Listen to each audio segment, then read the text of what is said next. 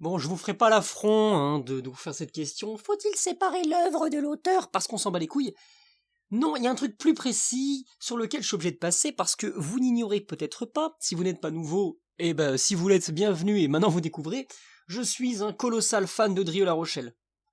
Drieux La Rochelle est un auteur absolument génial, mais ce qu'on retient de lui, et c'est normal vu sa vie, c'est que c'était un putain d'antisémite. Et quand je dis ça, c'est même pas pour l'insulter ou quoi, c'est que c'est vraiment chaud. Moi je travaille sur lui, je fais en mémoire sur lui. C'est quelque chose. C'est vraiment abusé. Enfin, il écrit... on peut pas vraiment avoir le doute, si vous voulez. Or moi, je suis pas antisémite. Bon, je suis obligé de faire cette vidéo parce que comme je veux faire un épisode dédié à Drieux La Rochelle, j'ai pas envie de perdre du temps sur ces questions de morale. Donc là, je vais faire, parce que ça vaut toute une roue libre en fait. Donc là, je vais faire une roue libre sur ça, et après, je ferai ma vidéo sur Drieux La Rochelle, peut-être, si je suis sage, on verra, bref. Ouais, là, le mec est en forme, hein. Il a laissé mi-choco, c'est son café là. Bref. Non, plus sérieusement. En fait, je trouve qu'on ne traite jamais cette question correctement. On va partir sur l'antisémitisme parce que c'est souvent la question qui tend le plus. Parce que des auteurs racistes, antisémites, homophobes, sexistes, tout ce que vous voulez, tous les jolis noms de Pokémon, il y en a plein. Il y en a plein. Et je pense que c'est ridicule de s'empêcher de les lire, évidemment. D'une part, moi je suis quand même assez pour une liberté d'expression, je parle pas de presse ou quoi, mais dans des romans, etc. Parce que si on cache les choses, pour moi c'est une très mauvaise idée. Je veux dire même d'un point de vue pragmatique. Le fait de faire des lois, vous savez, contre certains écrits, parce qu'ils seront jugés antisémites, racistes, etc., c'est la meilleure façon pour que ces écrits gagnent en subversion. Si vous voulez. C'est parce que vous les interdisez qu'ils deviennent intéressants. Si vous les interdisez pas, ils seront à la limite... vous savez, même, c'est comme tous ces gens qui vous expliquent qu'ils aiment Céline, mais ces écrits antisémites me révulsent. Moi, ils me révulsent pas, hein. J'ai pas 4 ans et demi. Je suis pas d'accord avec lui, mais enfin... Et alors, je vais lui faire la leçon. Il a crevé, Céline, hein, comme a crevé Drieux La Rochelle. Si vous voulez, c'est ridicule, en fait, putain. Ce qui m'énerve, c'est que vous faites croire ça à qui? C'est pour que les autres Mais on s'en tape des autres. De toute façon, les autres, ils croiront ce qu'ils voudront croire de vous, hein. C'est pour ça que moi, je suis pas antisémite. Mais parfois, en fait, souvent, quand j'explique que j'adore Drieux La Rochelle, je commence par ça, pour voir la tête des gens. Je dis, ah oui, c'est un antisémite qui a collaboré, qui était extrêmement sexiste et... voilà, j'allais dire homophobe, mais enfin, c'est comme il serait peut-être homosexuel refoulé, c'est compliqué de... Enfin, homophobe, si, certainement, en fait. Bref, c'est vraiment des questions compliquées. J'adore commencer par ça. Et après, en plus, évidemment, ça c'est mon petit péché mignon, faire croire que je pense pareil. Mais ça, c'est très dangereux, parce qu'effectivement, les gens, comme ils sont quand même cons comme des canards, enfin, ça n'existe pas cette expression, en plus, les gens, là, oui, c'est parce que moi, je suis pas comme les gens, vous comprenez? Il y a vraiment aussi cette espèce de tri en mode, non mais Vianney, tu te rends compte? Mais bien sûr que je me rends compte, bordel, j'ai pas 4 ans et demi, c'est insupportable en fait, vous me prenez pour qui? Et puis même, posez-vous la question, moi je connais des antisémites personnellement, la plupart sont pas forcément des gens intéressants, hein, vraiment. Mais j'en connais un qui est à côté de ça assez intelligent, assez intéressant, etc. Parce que aussi il y a ça, vous savez, parfois, même dans les films ou quoi, on a la personnalité, le personnage raciste, etc. Il va servir de bouc émissaire, ce qui le rend paradoxalement, et c'est très dangereux aussi, sympathique. Mais ça c'est encore autre chose. C'est que vous allez dire, et en fait l'antisémite, en fait à côté de ça, il est comme ça. En fait là-dessus il y a ça. Hein. En fait c'est parce que je sais pas, mettons, ou l'espèce d'énorme homophobe de American Beauty, très très bon film par ailleurs, je vous le conseille beaucoup. En fait c'est un homo refoulé, vous voyez, ah ouais et tout. Ben oui, mais c'est dommage. Parce que il y a quelque chose, il y a une espèce de complexité. Alors en même temps, comme American Beauty était vraiment un bon film et que bah, comment dire, le personnage n'est pas inintéressant, ça s'entend quoi. Mais parfois, le fait de vouloir absolument ridiculiser un personnage qui a des opinions qui vous heurtent, bah ça montre que en tant qu'écrivain, qu'une cinéaste que vous voulez, vous posez dans une posture morale et vous faites pas confiance à l'intelligence des gens. Comprenez-moi bien, quelqu'un d'antisémite, vous le dites, c'est pas bien d'être antisémite, il va pas arrêter de l'être. Hein. Vous comprenez? Et en plus, s'il voit que des médias lui crachent dessus, eh ben il va trouver sa posture subversive et il va continuer. Voyez, dans Gilles, le meilleur roman de Drieux La Rochelle, qui est celui sur lequel je travaille, que je connais par cœur, etc. Alors bon, évidemment, le problème c'est que Drieux est antisémite, donc la question est un peu plus compliquée que ça. Mais il a son père adoptif qui s'appelle 40 ans, qui est sans conteste le meilleur personnage du bouquin. Et sans conteste, le plus antisémite. Mais il est franchement très sympathique. Et ce qui est intéressant, c'est qu'en fait, Drieux n'a pas toujours été antisémite, et n'a pas, dans sa vie à lui, parce que Gilles c'est son calque, hein.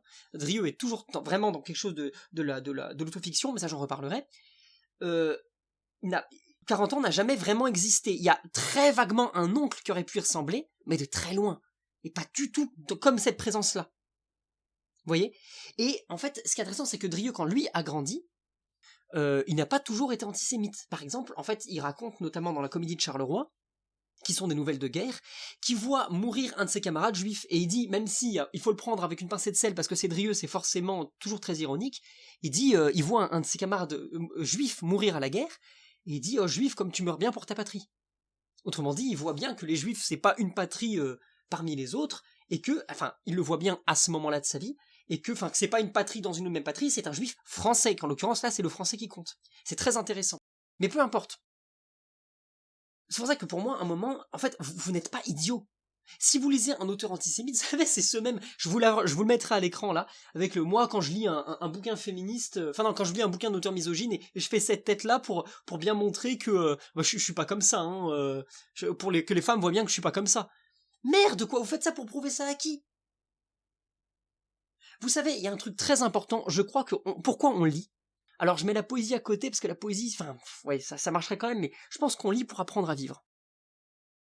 Maintenant, vous savez, c'est comme votre grand-père raciste ou machin, vous l'aimez quand même. Vous voyez? Moi, quand je suis allé sur la tombe de Drieux-La Rochelle à Neuilly le 15 mars, pour sa mort, j'ai réalisé qu'il était mort. Je me dis, attends, ce gars que tu lis comme si c'était quelqu'un de vivant, il est vraiment mort. Et je me rends compte que je l'aime du fond du cœur, vous voyez? Alors que bien sûr, je suis pas d'accord. Alors que c'est un traître, hein, il a collaboré, Drieux-La Rochelle, c'est pas rien. Et que moi, je suis quelqu'un de patriote, ça m'embête, ces histoires de collaboration, vous voyez? Et je suis pas du tout pétainiste, hein, ou quoi que ce soit. C'est un traître, etc. Mais il y a quelque chose d'autre là. Il y a de l'ordre de l'intériorité. Et puis Drieux, c'est pas un vulgaire Brasillac, c'est pas un nasillon débile. C'est quelqu'un qui a vécu. Alors je suis un peu insultant pour Brasillac parce que ses poèmes de Fresne sont très bien, mais ses romans sont médiocres. Il y a quelque chose de l'ordre du. C'est ça qui m'intéresse. Drieux a vraiment cristallisé ses frustrations sur les juifs, mais plus tard. Et en fait, je trouve ça intellectuellement dommage. C'est même pas genre c'est pas bien, mais enfin, ça me révulse. Je suis pas une fiotte, si vous voulez, non, ça me révulse pas. Je suis autrement révulsé par des gens qui font le mal. Parce que dire le mal, c'est pas le faire, hein. D'ailleurs, Drieux, ça on l'oublie beaucoup, mais non seulement il a sauvé des écrivains français pendant la Seconde Guerre mondiale, notamment Aragon, et ce connard de Sartre qui après s'est pas privé de lui cracher dans le dos, mais bon, mais aussi des juifs, des amis juifs qu'il avait. Et son ex-femme, qui d'ailleurs, ça peut expliquer pourquoi il aimait pas les juifs, etc. Enfin, ça ne justifie pas, on est bien d'accord, me faites pas dire ce que j'ai pas dit. Ça peut l'expliquer. Si vous voulez, moi, j'ai rien contre les juifs, évidemment. Je vois que Drieux en avait. Tant pis. Je vais pas lui faire la leçon. Souvent pas ridicule. Vous savez, c'est comme Céline. Les gens, ils sont là. Oh mon Dieu. Je me souviens très très bien, ça m'avait marqué ça. Une fille en prépa qui avait honte d'aimer Céline parce que mon Dieu, il est quand même sexiste, misogyne, homophobe, je sais pas, j'imagine, probablement vu l'époque. Machin truc, antisémite et tout. Mais merde en fait. Que je sache, c'est pas pour l'antisémitisme que tu lis Céline ou Drieux. Bah dans ce cas tout va bien. Je veux dire, si c'était que de l'antisémitisme, oui, c'est genre, mettons, enfin j'allais dire Drummond, je sais même pas parce que j'ai jamais lu Drummond, je sais pas s'il y a autre chose que l'antisémitisme. Admettons. Oui, même j'ai lu Maurras, pas beaucoup, hein, j'ai lu que Antinéa pour l'instant. Je crois, oui c'est ça. Oui, oh, y a un vague truc à un moment à la fin sur les juifs, bon déjà moi je suis habitué. Je vous avoue qu'en fait c'est terrible aussi, et les gens doivent me prendre pour un psychopathe.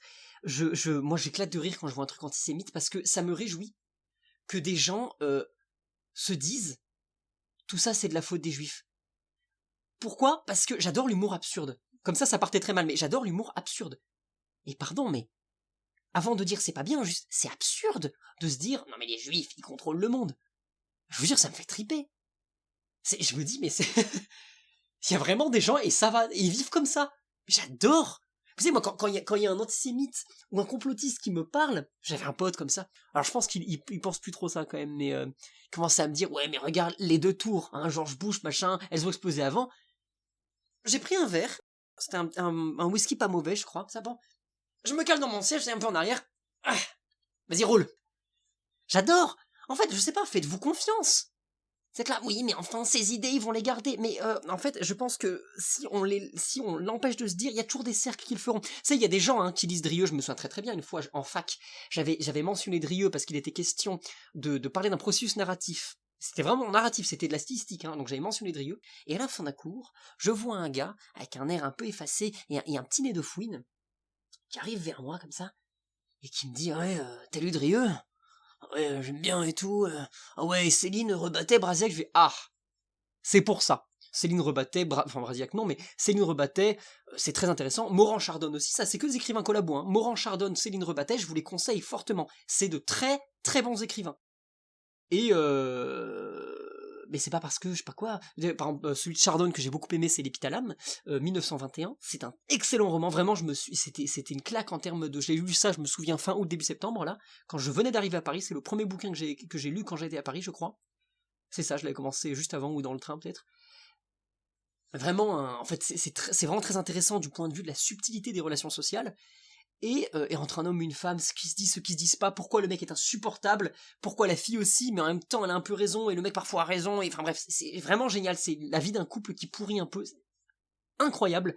Morand, je l'ai lu cette année, enfin l'année dernière, pardon, j'avais lu Hécate et ses chiens, incroyable aussi, très très très très bien. D'ailleurs c'est une histoire très très sombre de pédophilie, c'est ultra sombre, c'est d'un style, c'est une claque. C'est vraiment, c'est incroyable. Et Rebattet, lu cet été aussi, autour de juin, je crois, les deux étendards. J'ai pas lu les décombres encore. Les deux étendards, c'est exceptionnel aussi. Alors ça peut traîner en longueur parfois, mais quand même, qu'est-ce que c'est bien écrit. C'est vraiment comme si quelqu'un avait voulu faire du Céline du Proust et qu'il avait réussi. C'est très balèze. C'est vraiment pas mal. Et c'est intéressant parce que c'est une histoire qui se passe. Enfin, il a écrit ça après la guerre, mais c'est une histoire qui se passe dans les années 20, et on voit quand il prononce le mot juif, l'air de rien, parce qu'il sort de tôle quand il écrit ça, ou alors il a écrit en tôle, je crois, on lève un sourcil, vous voyez, qu'est-ce que tu racontes, intéressant ça. Mais voilà, tout ça pour dire que ce sont des putains d'écrivains, c'est vraiment, vraiment bien, vous voyez, et ça ne veut pas dire ça. Si vous les lisez parce que vous êtes antisémite, vous êtes débile. Vous leur faites insulte en prenant une partie de leur œuvre, en choisissant, si vous voulez. Si vous ne les lisez pas parce qu'ils sont antisémites, vous êtes tout aussi cons. Je veux dire, soit vous voulez vous prouver que vous l'êtes pas, mais alors, bizarre en fait, pourquoi vous voulez vous le prouver? Vous faites pas confiance? Et puis même, en fait, moi je sais pas, oh mon dieu, c'est un livre antisémite, oui mais tu vois, moi j'allais dire, ouais les livres, de toute façon c'est rien, en fait les livres c'est pas une action, vous voyez, on a beau dire, oui mais regarde Mein Kampf, mais Mein Kampf il a écrit ça, le petit moustachu, il a fait ça, il a écrit ça, juste après un putsch, après l'action, si vous voulez. Un putsch raté certes, mais après l'action. C'est ça même, en fait, c'est pour ça que moi j'ai pas peur de la littérature fasciste, ou fascisante, hitlérienne, ce que vous voulez. L'avantage que les fascistes, etc., ont sur les communistes, c'est que, disons que la parole est suivie d'action. Ou même parfois c'est l'action qui la précède. On a beau dire, la plume est plus forte que l'épée, c'est pas vrai, c'est juste pas vrai, comme on dit, sauf si la plume est vraiment très aiguisée et l'épée toute petite. C'est un moment, un coup de poing dans la gueule, ça fera toujours plus mal qu'un livre, et donc faut arrêter avec ça. Vous voyez, le problème, c'est pas ce qu'on dit, c'est ce qu'on fait. Je suis désolé, mais en fait, cancel Heidegger, c'est ridicule. Même si philosophiquement, et ce qui n'est pas le cas, il me semble, en tout cas pas en globalité, il aurait pu cautionner le régime nazi. Heidegger, c'est pas un combattant SS. Vous comprenez? Drieux, c'est pas un mec de la division Charlemagne ou de la police de Vichy qui a buté quelqu'un. Ça le rend pas enfin, je veux dire, ça ne le lave pas. Il reste coupable, mais c'est beaucoup moins grave. Que l'écrit reste, c'est une chose, mais il faut arrêter. Si vous voulez, moi aussi, ce qui me saoule, c'est comme dans toutes les questions, vous savez, je sais pas, toutes les histoires de merde qu'on avait eues avec des pédophiles dégueulasses, genre Matzneff ou Polanski. Ce qui est plus gênant, dans leur cas, c'est qu'ils soient pas punis par la justice. Mais si Matzneff s'avère être un écrivain intéressant, je lirai.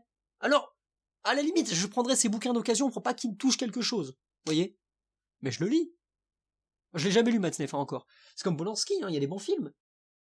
Juste, Ce qui est indécent, c'est soit de continuer à faire ça de façon impunie, soit justement de se laver de ces accusations. Vous voyez, moi, l'affaire Polanski, là où elle me saoulait, c'est, bon, déjà l'affaire Dreyfus, waouh, courageux, quoi, quand même, c'est vraiment, c'est pas du tout consensuel, vous voyez. Et puis, se comparer quand on a, je veux dire, et c'est prouvé, sodomiser une fille de 13 ans après l'avoir droguée, se comparer au capitaine Dreyfus accusé injustement, alors il y en a qui disent qu'il est encore coupable, bon, c'est pas mon camp, les enfants, qui a été humilié publiquement, enfin partout, qu'on a dégradé. Moi, je suis assez sensible aux honneurs militaires, qu'on a dégradé. Pour moi, c'est important et on lui doit beaucoup. C'est terrible. Enfin, c'est pour moi. Heureusement il semble qu'il a été réhabilité.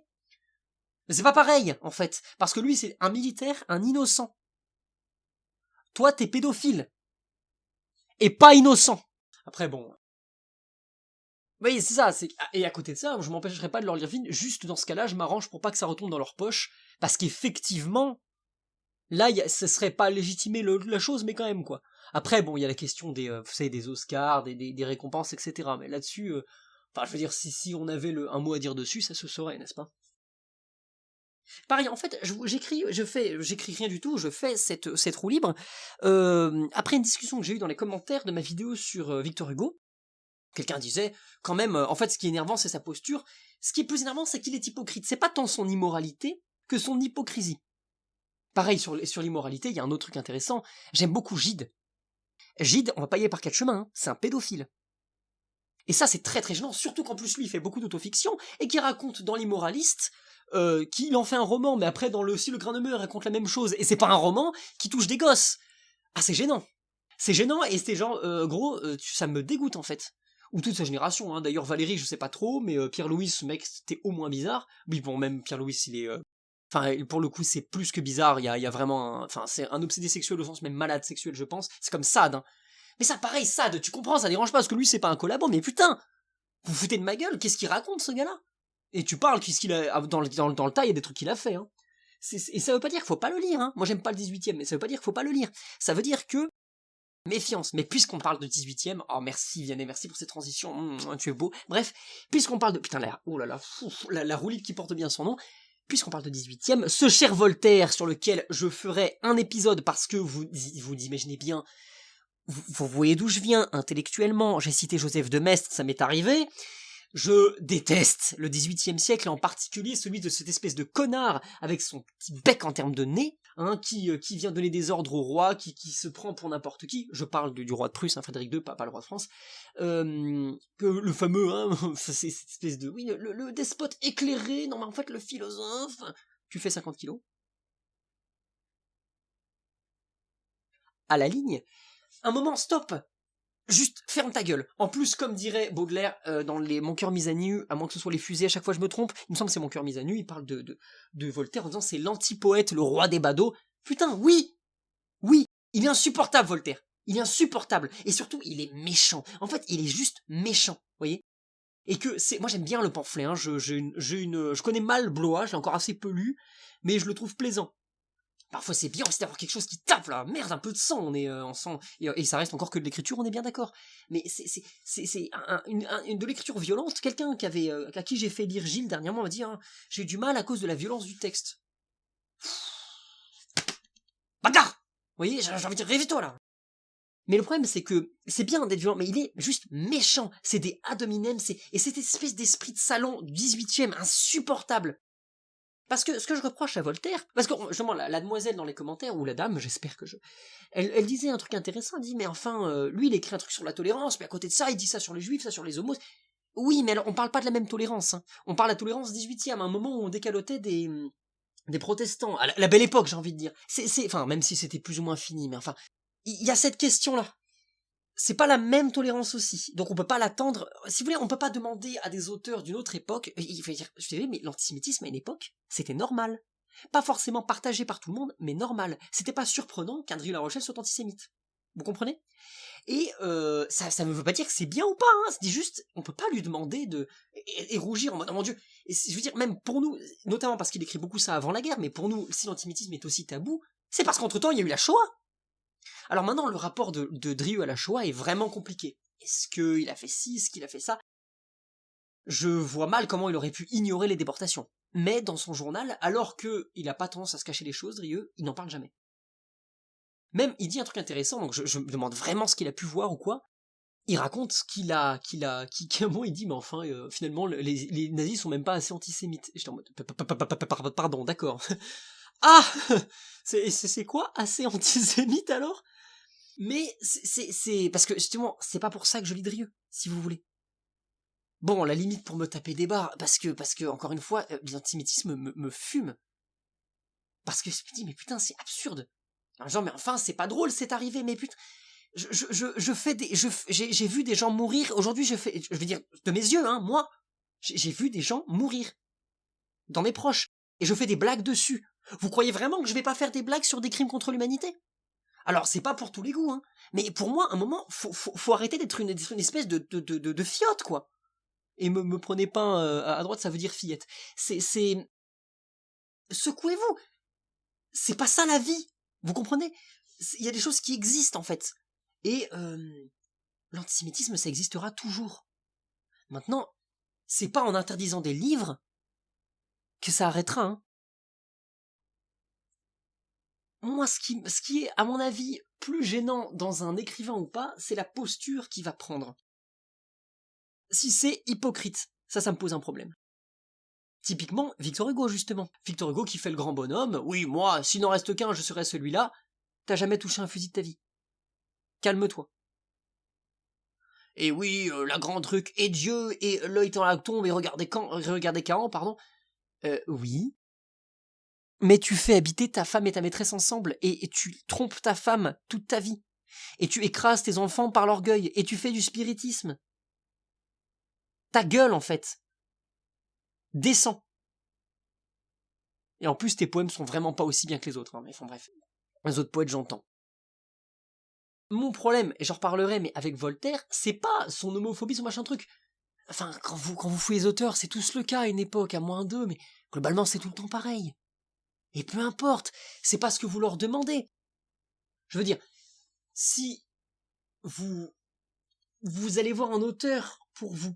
Enfin, je veux dire, déjà, si vous n'êtes pas homophobe, ben, vous avez pas besoin qu'on vous rassure là-dedans, j'espère. Ou pas sexiste, pas ce que vous voulez. Vous avez pas besoin que des gens vous disent, vous avez raison de penser ça. Enfin, je veux dire, c'est à quel niveau d'influençable, ça? Enfin, non? Dire pour des croyances, j'entends, je sais pas, là, pour ce qui touche à la foi, ou peut-être le fonctionnement d'une pensée politique à l'origine, mais là, ce sont des postures morales, quand même. Et selon moi, enfin, pareil, vous voyez, je viens d'une famille assez catholique, et vu, pas mes parents, mais plutôt la tradition familiale, parce que mes parents sont quand même vachement chrétiens au bon sens du terme, j'ai envie de dire, j'aurais pu être extrêmement homophobe. Mais vraiment, enfin, parfois je me dis, c'est incroyable. Mais en fait, j'ai fréquenté des homosexuels. Et j'en fréquente. Et alors, le défi après, c'est de pas en faire un totem d'immunité, bien sûr, mais je veux dire, c'est en voyant tout simplement que ce sont des gens non seulement intéressants, sont mes amis, etc., mais capables d'une pensée, capables de... Enfin, évidemment, quoi, comme des humains normaux. Il y en a qui disent, non mais pour moi c'est évident. Pour moi c'est faux, ça. Je pense pas que ce soit évident. Je pense que là, les gens qui disent, non mais moi je vois pas la différence, c'est faux. C'est faux. Ça s'apprend. Ça s'apprend, et il y a peut-être une appétence à accepter les gens et tout, mais je pense que ça s'apprend quand même. Vous comprenez? Je crois pas aux gens qui sont vertueux de façon innée. Parce que c'est de la vertu, la tolérance. Et la vraie tolérance, hein, je parle pas de les gens qui vont te faire la leçon en te traitant de tous les noms, de racistes, de machin, de trucs, alors qu'ils connaissent pas ton prénom, genre calme-toi, en fait. C'est pas ça, je vous parle juste de la tolérance, c'est-à-dire, enfin, je dis même pas se mettre à la place de l'autre parce que ça c'est pas possible, j'y crois pas une seule seconde. Je dis juste au moins l'accepter en tant que tel. Et enfin, ça veut rien dire, c'est simplement quand tu parles avec quelqu'un, ça avait choqué des gens, je me souviens très très bien. Une fille avec qui j'avais jamais parlé en fac, ça c'est une question qui m'avait beaucoup frappé. C'est peut-être parce que j'ai un style de droite, entre guillemets, oui, je mettais des chemises quoi, et des chaussures en cuir. Et en fait, je l'avais raccompagnée au métro, normal, parce qu'on discutait, c'était à Lyon, et on discute, elle fait, bah non, t'es vachement sympa, c'était une antillaise, je crois. Ah mais je crois que je l'avais déjà raconté. Elle me dit, mais non, je suis surpris, je croyais que t'étais raciste. Mais pourquoi? Enfin, je la connaissais même pas, on s'était jamais parlé avant. Vous voyez? Il y a ce côté, peut-être qu'elle t'avait entendu dire un truc. Bah ça m'étonnerait, dans ce cas, elle m'aurait pas reparlé, vous voyez? Enfin, évidemment que je le suis pas. Enfin, parfois c'est aussi la vérité, c'est aussi que c'est toujours balai devant ta porte et comme la parole de notre Seigneur Jésus-Christ, hein, la poutre dans ton œil, si vous voulez. Enfin, tout ça pour dire, là je vous fais des grandes leçons de morale, mais au fond c'est simple. Pour moi, si je supporte pas les postures morales d'un auteur, c'est pour son hypocrisie ou parce que comme elles sont, vous voyez. Je comprends qu'on puisse être anticlérical ou antichrétien, mais il y a une méthode. Voyez, Maupassant, même si parfois il est un peu ridicule, notamment quand il raconte genre le prêtre qui supporte pas le spectre de la vie, alors il bat à mort des petits chiens parce qu'ils viennent de naître et c'est tellement, il déteste tellement la chair qu'il bat à mort des petits chiens. C'est peut-être arrivé, mais c'est quand même un peu abusé, quoi. Même si Maupassant écrit très bien, donc ça va. Mais vous voyez, quand c'est, je sais pas, bon, Ségalen, en fait, le mec il va en Chine, mais on sent en fait, il s'intéresse même pas à la Chine parce que c'est la Chine, il s'intéresse à la Chine parce qu'il veut trouver autre chose que le folklore chrétien qu'il déteste. C'est ridicule en fait. C'est ridicule, c'est quand même un aveu de faiblesse, puissance 1000. Ou je sais pas moi. Bon, Jacques Prévert, mais ça pareil, j'en reparlerai un jour. C'est ce côté. Ce que je déteste avec Voltaire, c'est sa méchanceté. Et c'est son hypocrisie, quoi. Et puis, il y a aussi la question, qu'est-ce qu'il y a derrière l'œuvre? Le problème, moi, ce que je trouve Voltaire, c'est que ça, quoi. Et c'est monsieur qui croit qu'il va réécrire Racine. Alors, descends parce que Racine, il te couche, qu'on soit bien clair. Parce que franchement, les alexandrins de Voltaire, oh putain, si c'est ça le poète 18e, quel siècle de merde, hein. Il y a ça d'une part, et en fait, moi le problème c'est que je l'ai pas assez lu, c'est pour ça que j'attendrai avant de faire mes rancœurs dessus, mais parfois c'est que ça son œuvre, c'est de la méchanceté, quoi. Et c'est toujours des petits coups de poignard sur son pays, sur son histoire, son machin. J'aime pas, moi, cet esprit pseudo-libre penseur qui se regarde exister, la vie comme moi je suis, hein. Quand bien même, au moins ça tirait un peu à conséquence qu'il a été embastillé et compagnie. Là d'accord. Là où Drieux, bon, il y a son machin, ça, mais c'est comme Céline, il est quand même relativement insupportable, il est puant, c'est quand même un colossal semard, etc. Mais son style vaut quand même le détour, vous me direz pas le contraire. Et c'est pour ça qu'on le lit, c'est pas pour les méchancetés. Après, même, je pense aussi que voir un gars qui crache de sa haine de tout le monde, parce que il y a pas que les juifs, c'est Céline, il y a un peu tout le monde quand même quand on regarde, même, ses parents dans Moral Crédit, c'est chaud, hein. Je pense qu'il y a quelque chose d'un peu cathartique. Ou même, ou dans D'un château l'autre, j'ai pas mal lu Céline. Pourtant, j'ai jamais été très célinien. Ça, c'est plutôt une question de, je pense, je voulais bien le connaître, mais c'était pas. Et puis aussi un peu d'hygiène, vous voyez, c'est tentant relire Céline parce que c'est quand même un auteur fondamental. C'est ce côté, c'est effectivement, voir, il est pas tendre, hein. Un coup sur ça, un coup sur les gens Sigmarinen, ça s'appelle comme ça, je crois. Sigmaringen, j'ai un doute du nom, mais sur le nom là, où il y a tous les notables français collabos qui sont rassemblés en se pissant dessus en attendant que les Américains arrivent, quoi. C'est à la Libération. Oui, il y a ce côté-là. Je pense qu'il y a peut-être un truc un peu cathartique là-dedans. Moi, ce que j'adore chez Drieux, j'en reparlerai. Déjà, il y a un peu effectivement le satiriste, parce qu'il est dur avec la société, etc. Mais surtout, il est dur avec lui-même. Ça, c'est très intéressant. Et c'est, vous voyez, j'avais cette discussion avec Jules Lacroix, qui est un auteur de la Giberne que j'aime beaucoup, qui est un type adorable. Il disait, mais en fait, Drieux, c'est un petit peu, il y a un scénario minime et avec qui est juste qui est juste le prétexte de plein de digressions, de débauche d'intelligence et de sensibilité. Et ça, c'est vrai. Il y a vraiment quelque chose comme ça, je trouve, que j'adore. Et c'est ça qui m'intéresse. Et c'est qu'en fait, Drieux, et ça j'en reparlerai, mais avec tout ce qu'il peut dire de méchant, etc., il y a tellement de moments où il y a une citation qui sont en moi absolument fondamentale, même pour comprendre son cynisme, dit « Je ne sens que quand je sens l'éternité ». Bah oui, là tout de suite on peut en fait. Là c'est pas un vulgaire brasillac, voyez. Et que même dans le choix du fascisme de Drieux, qui évidemment est critiquable, mais waouh, c'est vrai, c'est pas bien le fascisme. Oh, heureusement que vous êtes là pour me le dire en 2024, pardon. Oh là là, vous êtes courageux de me le dire. Franchement, c'est vraiment non mais sérieux, c'est bon les enfants, je suis pas con. Hein. Vous voyez, il y a vraiment ce côté, le nazisme c'est pas bien. Sans déconner. Tuer les gens, c'est pas bien. Mais non. Déporter des familles innocentes pour seule appartenance à leur ethnie ou leur religion, c'est pas bien. Mon univers s'écroule. Secouez-vous, genre, c'est insupportable. J'en ai assez d'être pris pour un con, en fait. C'est vraiment insupportable. Ce côté, mais quand même, Drieux, mais je m'en tape, putain, j'ai pas 4 ans. Enfin, c'est un écrivain de génie, un des écrivains les plus importants pour comprendre le siècle. Vraiment. Comprendre le siècle dans ses errances. Parce que c'est pas quelqu'un d'irréprochable. Waouh! Attendez, vous êtes en train de me dire que personne n'est irréprochable? Wow! Putain! C'est ridicule! Ça m'énerve d'être pris pour un con comme ça, là! Vous voyez, j'ai vraiment hâte que les années passent et que, parce qu'un jour ça va finir par passer, alors pas pour les meilleurs aussi parce que l'histoire va se répéter, mais ça c'est autre chose, enfin se répéter, pas forcément tel quel, mais bref, que la gueule de bois de la Seconde Guerre mondiale nous passe. Et qu'on arrête de se crisper sur toutes les questions. Et là on comprendra peut-être que Drieux est absolument fondamental et que c'est de pas l'avoir lu plus tôt en masse qui va nous coûter cher. Mais là je vais un peu loin, je le confesse. Évidemment. Et selon moi, parce que ça se trouve peut-être vous êtes fasciste, antisémite, mais je vous dirais même pas c'est pas bien. Si vous êtes fasciste, antisémite, je vais vous dire arrêtez de l'être. Je trouve que vous rendez pas hommage à Drieux. C'est quand j'étais quand j'ai été sur la tombe de Drieux à Neuilly, j'arrive et tout, je suis très content, je suis vachement ému, je fais mon signe de croix. Il y a un mec qui arrive à ce moment-là, il fait ah, je suis pas trop catholique moi, plutôt fasciste, et il tape son meilleur salut devant la tombe. Qu'est-ce que vous voulez que je dise? D'ailleurs, il a fait exprès d'être très jovial, je pense qu'il voulait me choquer, mais ça me choque pas. Waouh, il est fasciste. Et alors? Oui, je suis pas d'accord, et oui, si les fascistes étaient la moitié de la France, ce serait plus gênant, mais c'est de la rébellion d'intellectuels, franchement. Oui, les antisémites, je vous trouve ridicule. C'est même pas immoral, c'est même pas ça me révulse, c'est... Mais ceux qui sont là, qui agitent des grands drapeaux de moralité en disant « Non mais, il faut faire front contre tout ça !» Oui, non mais très bien, mais c'est pas parce que vous lisez Drieux-La Rochelle que vous êtes antisémite, arrêtez-vous.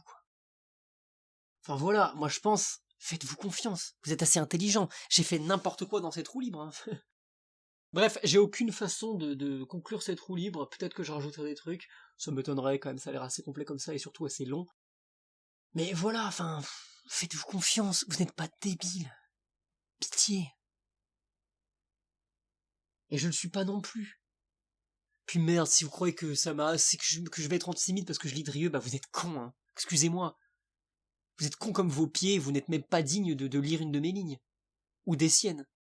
Et si vous n'osez pas lire un auteur pour une opinion qu'il a, quelle qu'elle soit, franchement, bah posez-vous les bonnes questions. Hein. C'est que vous n'êtes pas sûr de vos croyances à vous. Mais rappelez-vous, hein, personne n'est devenu antisémite en lisant Drieux-La Rochelle. Il l'était avant. Hein. Et ceux qui lisent Drieux pour ça, ils ont rien compris. Et tant pis pour eux. On peut pas sauver tout le monde. Hein. Enfin, nous, les humains, on peut pas.